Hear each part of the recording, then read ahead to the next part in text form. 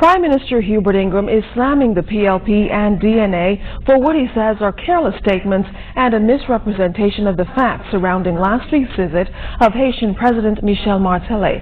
Defending against criticism directed at him surrounding the visit, Mr. Ingraham also gave his take on the president's controversial remarks. Here's Shanique Miller. Just what took place in the days leading up to Haitian President Michel Martelly's one-day visit to the Bahamas? More specifically, did the FNM invite Haiti's new president to the Bahamas? Justice, I don't need the permission of the United States government, the president, to travel to America, or to travel to Barbados, or Jamaica, etc., or to travel to Haiti. They don't need our permission to come.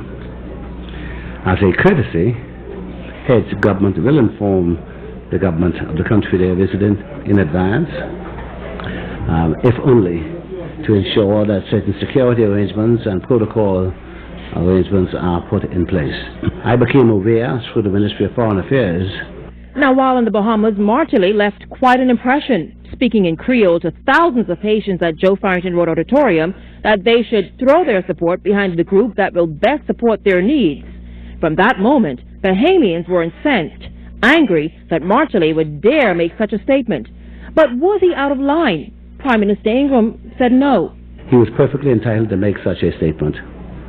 In fact, quite frankly, I don't see why it would be difficult for the Bahamas to countenance saying to Bahamians living in America or Jamaica or Barbados that if they are going to vote and they are entitled to vote in those countries, that they ought to choose the party that best fits what their interest is.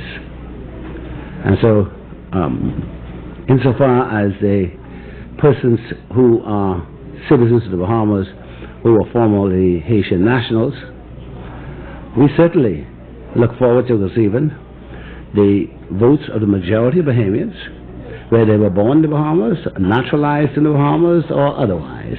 In the days that followed, political groups took Martelly's comments and laid them squarely at the feet of the FNM.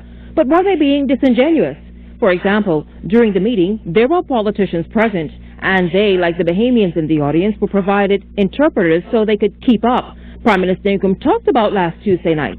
There were no FNM politicians at the function at Joe Farrington Road. There were a PLP Member of Parliament, former Attorney General, Mr. Alfred Sears, and the PLP candidate for Fort Charlotte, Dr. Rollins, at the meeting with the 7,000 or more Haitian and or Bahamian nationals who went to hear President Martelly.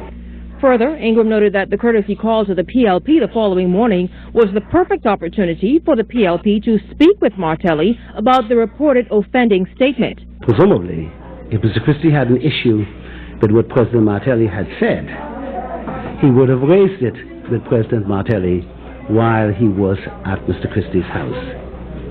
He certainly would not have waited until last night at his candidate launch to hear from Mr. Christie.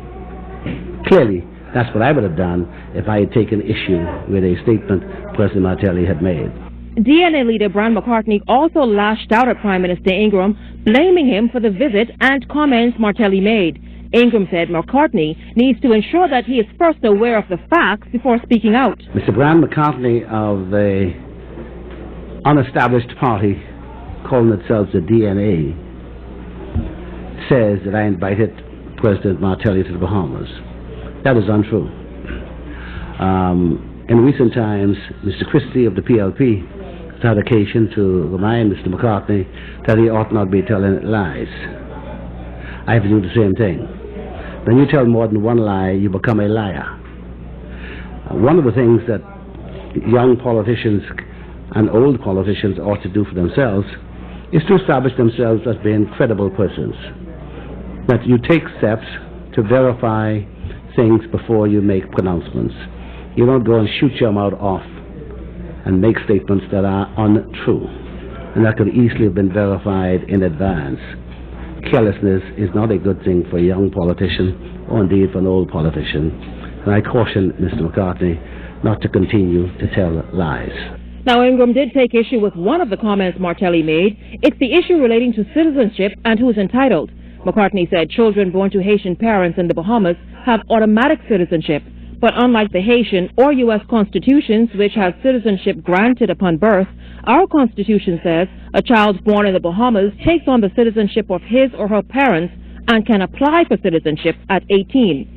Now, during his courtesy call with Martelli, Ingram says the president of Haiti discussed issues pertaining to immigration and repatriation, trade and agriculture, as well as making Haiti more attractive for Haitians to begin returning home to take advantage of economic opportunities. Shanique Miller, 7S News.